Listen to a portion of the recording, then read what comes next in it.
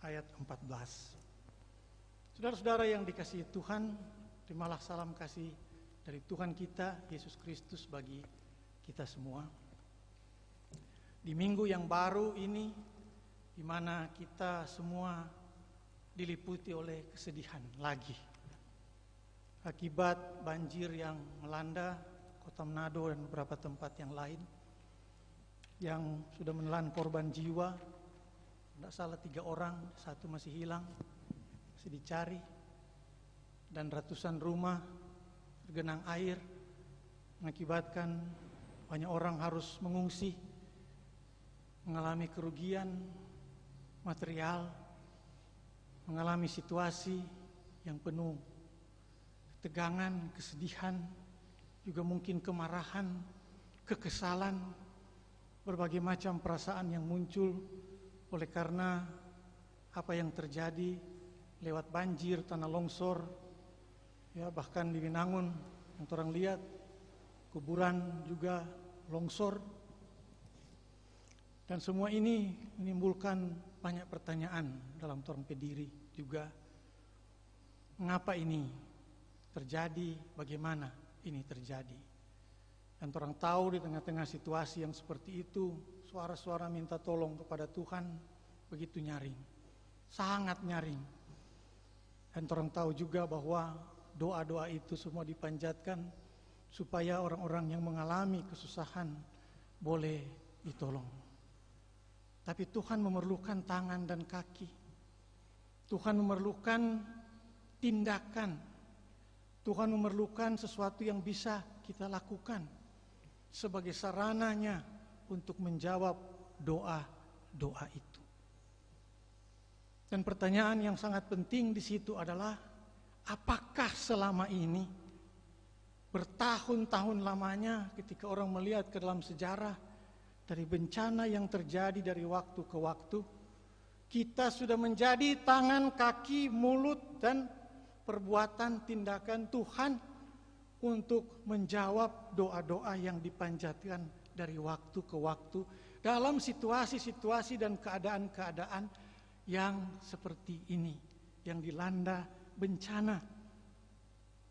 Dia disebut bencana karena dia mempunyai dampak terhadap manusia. Dia mempunyai dampak terhadap kehidupan manusia. Dia mempunyai dampak terhadap penghidupan manusia, dan dia mempunyai dampak terhadap kelangsungan hidup manusia. Dan pertanyaan tadi itu harus orang tanyakan juga hari ini. Ketika orang merenungkan satu tema, yaitu ruang kehidupan bagi semua orang. Apakah ruang kehidupan itu benar-benar adalah ruang yang menghidupkan, atau dia menjadi ruang yang penuh ancaman terhadap kehidupan itu sendiri? Mungkin kalau orang berdoa sekarang, Tuhan, kenapa ini terjadi? Kenapa banjir ini terjadi? Di tengah-tengah orang masyarakat yang ada, mungkin Tuhan akan menjawab.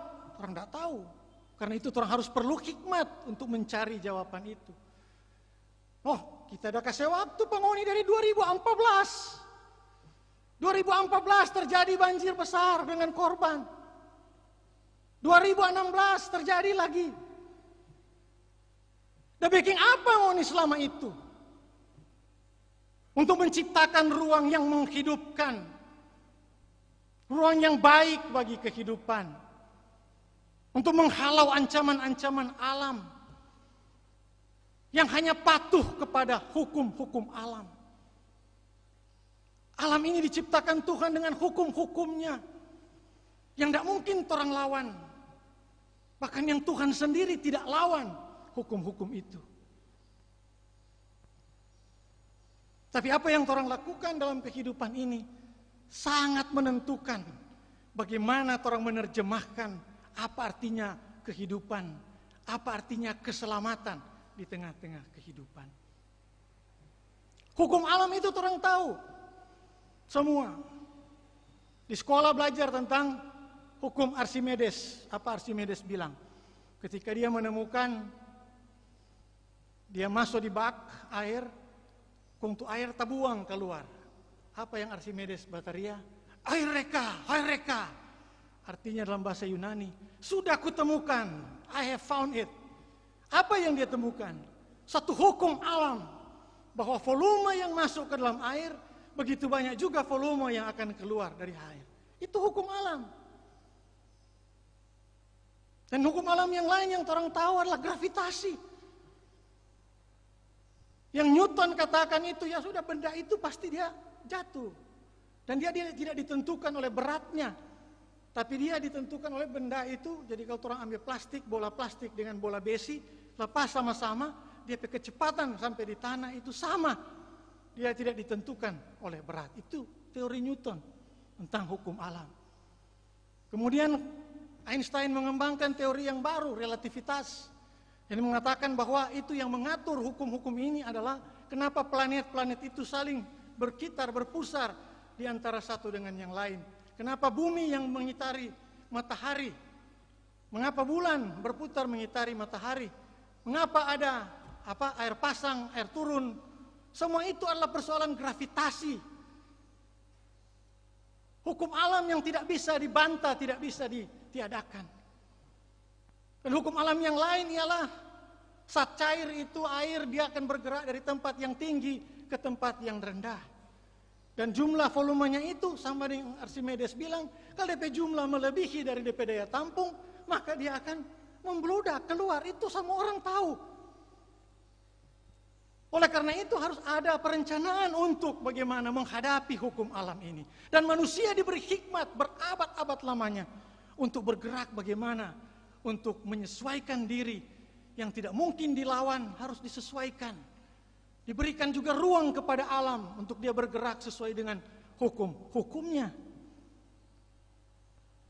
2 tahun orang hidup di Belanda, kita dengan keluarga waktu sekolah dulu. Dan memang sudah dengar-dengar tuh negeri itu hebat sekali dalam mengelola air. Karena memang belajar dari orang pengalaman. Pengalaman pahit yang orang hadapi. Dan orang muncul visi-visi besar. Ya, itu negara kecil yang sebagian daerahnya itu memang rentan terhadap kalau ada badai dari laut utara itu terkena.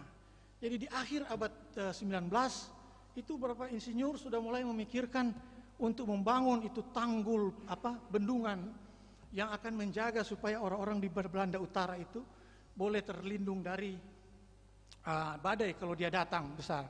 Itu orang sudah ramalkan di akhir di akhir abad 19. Dan ide rencana itu sudah ada. Tapi nanti jadi mulai terrealisasi ketika betul-betul terjadi. Pada tahun 1916 itu daerah utara itu memang dihantam oleh badai laut dan air naik dan banjir besar terjadi. Akhirnya pada tahun 1927 itu Belanda mulai membangun bendungan terpanjang di dunia, 32 kilometer. Yang menghubungkan Belanda Utara dengan Friesland. 32 kilometer itu. DP lebar 90 meter.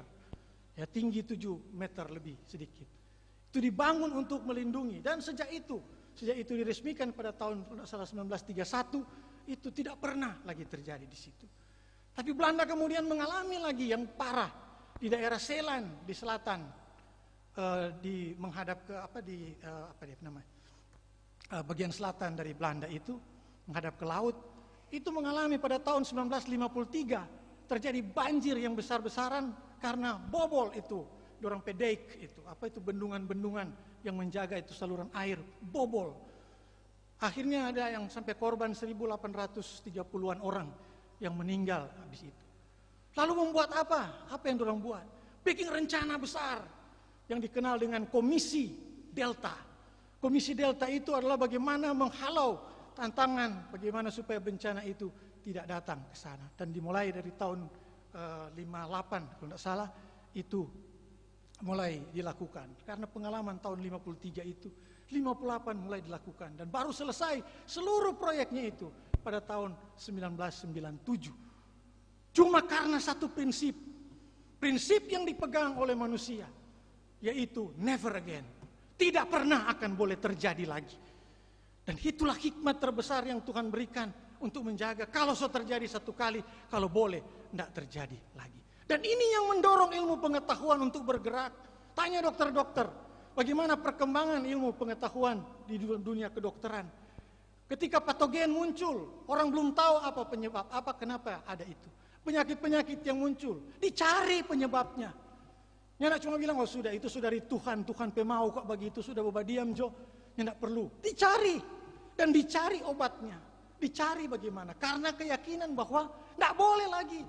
Tidak ada yang boleh mati sia-sia hanya karena tetanus, hanya karena TBC, hanya karena yang lain-lain penyakit. Ditemukan berbagai macam solusi. Dari mana solusi-solusi ini? Solusi-solusi ini datang dari hikmat yang juga Tuhan berikan lewat kepintaran, kepandaian, dan semangat penelitian, tapi juga semangat untuk berpikir, never again. Tidak boleh lagi terjadi. Dan semua itu membuat dunia di tempat-tempat yang lain jauh lebih baik. Lihat Belanda sejak tahun 53, tidak pernah lagi terjadi banjir yang memakan korban. Pernah terjadi di tahun 90-an, itu akibat tidak diperhitungkan, itu ice di Alpen, itu mencair dengan kecepatan tinggi. Mengakibatkan itu sungai Rhine, itu orang di Jerman waktu itu, dia naik untuk pertama kali lagi setelah berabad-abad. Dia naik tuh sungai Rhine itu. Dan orang cepat sekali, tanggap sekali dengan hal seperti itu. Karena apa? Ada perencanaan, planning. Dan dari mana planning ini? Itu semacam visi masa depan. Dorong lihat apa yang akan terjadi di masa depan dan bagaimana menyelamatkan kehidupan. Sama yang orang dah baca dari Yehezkiel tadi. Yehezkiel ini waktu tulis ini dia ada di pembuangan di Babel. Dia di pembuangan di Babel, dia lihat tuh masa depan setelah pembebasan. Setelah mau pulang kampung, apa yang mesti terjadi supaya kehidupan itu bisa baik-baik semua. Semua bisa merasakan kehidupan. Bahkan di sini dibilang, bukan cuma Forngoni, tapi juga orang-orang asing yang punya anak tinggal di Ngoni. Dorang juga harus dapat bagian dari kehidupan yang baik itu. Itu tuh inti dari visi yang dilihat oleh Yehezkiel. Dan Yehezkiel ini melihat jauh ke depan. Tapi kenapa dia mampu melihat jauh ke depan? Karena dia melihat sesuatu yang betul-betul ada dalam keyakinan imannya. Itu yang kita baru bilang juga di kolom kalau tidak salah di mana baru-baru kutipan, kita masih belum cari siapa yang bilang itu. Dia katakan, only those who see the invisible can do the impossible. Hanya ada orang yang bisa lihat yang tidak kelihatan, bisa melakukan hal-hal yang mustahil. Sama dengan orang keyakinan, orang tidak bisa melihat Tuhan. Tapi orang bisa melihatnya dalam iman. Dan dalam iman itu orang bisa merencanakan kehidupan yang baik. Sehingga orang mampu berkata kalau sesuatu terjadi, never again. Tidak boleh lagi. Karena apa? Karena orang adalah kawan sekerja Allah yang mewujudkan visi-visi mulia yang Allah berikan pada orang untuk melihat masa depan yang baik. Saudara-saudara yang dikasihi Tuhan, orang bukan harus bersahabat dengan alam saja. Orang harus menjadikan alam itu benar-benar orang peluang kehidupan. Dan hukum-hukumnya jangan orang coba lawan. Dengan hal-hal yang berkatakan, oh kok iman, yang penting orang beriman. Berdoa aja. Tapi Tuhan menjawab doa lewat hikmat yang dia berikan pada orang untuk merencanakan, untuk mencoba mencapai suatu titik di mana apa yang orang cita-citakan, hidup damai sejahtera, aman, tentram itu harus terjadi. Setiap kematian harus dianggap terlalu banyak ketika dia terjadi karena alasan-alasan yang mungkin sedikit banyak berkait dengan orang kelalaian sebagai manusia. Dan ini saatnya juga orang merenung. Orang baru dihantam dengan pandemi COVID-19.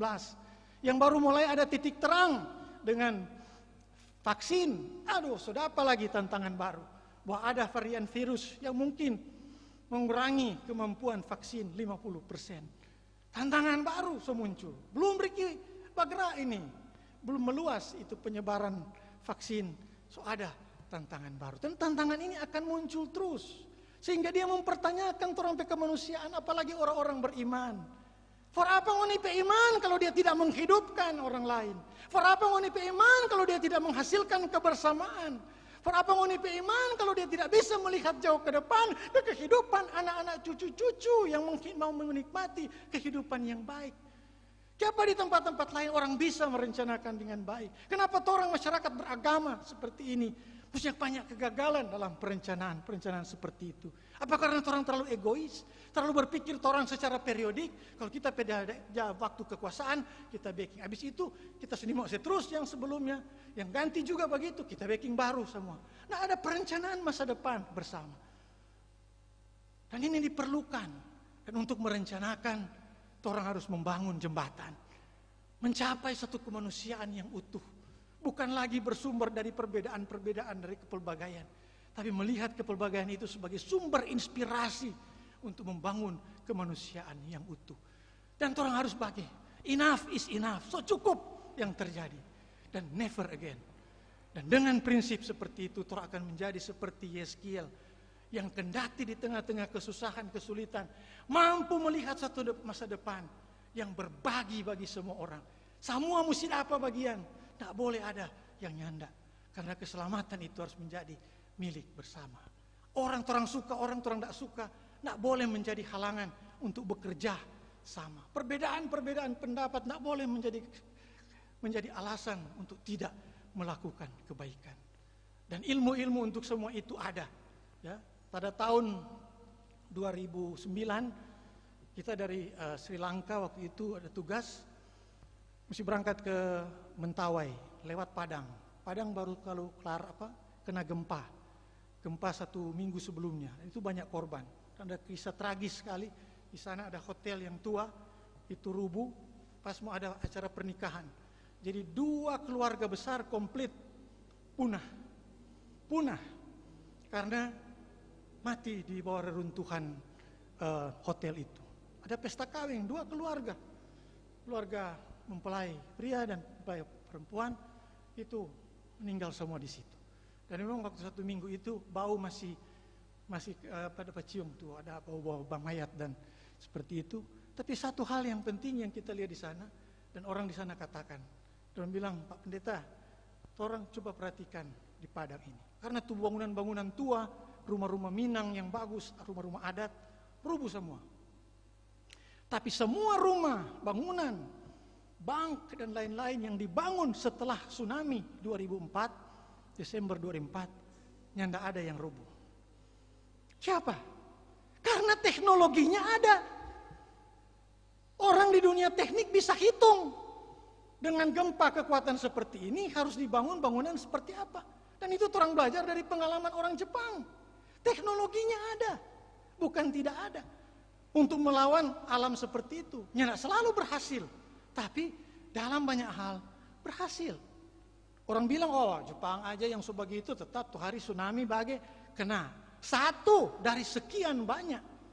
Atau gempa, 1 dari sekian banyak. Untuk sekian banyak orang yang tidak hitung. Oleh karena itu ambil DP positif, ambil itu keberhasilan, belajar dari keberhasilan itu. Dan bukan dengan orang mengatakan bahwa ya sudah kalau orang beriman, kalau Tuhan mau sebegitu, itu yang jadi. Sikap fatalistik seperti ini bukanlah sikap orang-orang yang punya pengharapan. Seperti iman yang orang miliki, yang Paulus katakan pada akhirnya kurang 3 itu penting. Yaitu iman, pengharapan, dan kasih. Dan paling penting dari semua itu apa? Kasih, karena kasih ini saling menghidupkan satu dengan yang lain. Kasih ini saling mendukung, menopang satu dengan yang lain. Kasih ini tidak berpikir diri sendiri. Dan kasih ini adalah apa yang ditanamkan Tuhan dan yang Kristus berikan juga kepada orang untuk menjadi modal kehidupan. Maka 2 kata ini orang harus pakai mulai hari ini ke depan. Siapapun yang orang datangi, apapun yang orang bicarakan, orang harus katakan dengan tulus dan jujur. Never again. Enough is enough. Never again. Dan dengan begitu Tuhan akan menghadapi masa depan. Merencanakan bersama. Dan Tuhan kiranya menggunakan setiap ilmu pengetahuan yang ada pada orang pediri siapapun di lingkungan gereja kita ini maupun yang ada di daerah ini untuk berbuat. Ahli so banyak di sini. Tinggal bagaimana potensinya. Mahal, memang mahal. Apa yang tidak mahal? Perencanaan itu mahal, tapi kenapa jadi mahal? Karena itu biaya pencegahan akhirnya menjadi biaya pengobatan. Betul dok? Yang boleh cegah cuma minum 1-2 tablet, akhirnya jadi mahal karena waktu mengobati karena diabaikan tuh pencegahan, akhirnya pengobatannya jauh biayanya lebih tinggi dari pencegahan. Nah kalau orang berkalkulasi seperti itu, maka tuh perencanaan itu sama yang rupa tuh orang Belanda de baking. Bertahun-tahun orang baking, tapi yang orang pikir adalah satu masa depan yang luar biasa. Dan yang lebih luar biasa lagi adalah ketika orang lihat bangsa yang pernah datang bawa Injil pada orang di sini, bangsa yang juga orang anggap sebagai yang menjajah orang pada daerah ini, yang sekarang ini sebagian besar penduduknya mungkin sudah lebih sepertiga dari penduduk Belanda itu atau semua hampir setengah, tidak lagi mempunyai afiliasi keagamaan, tidak beragama lagi, so ateis atau agnostik, atau tidak mempunyai afiliasi apa-apa. Kok orang mampu membuat masyarakatnya seperti itu, menghadapi tantangan-tantangan yang dimunculkan oleh alam. Untuk orang ada di mana? Dan kalau Tuhan tanya, mau ada di mana dari 2014, mau ada di mana sampai 2016, mau ada di mana 2021, maka biarlah orang masing-masing mencoba menjawab. Ketika orang mengatakan orangnya tidak peduli, maka disitulah orang beriman gagal total. Amin.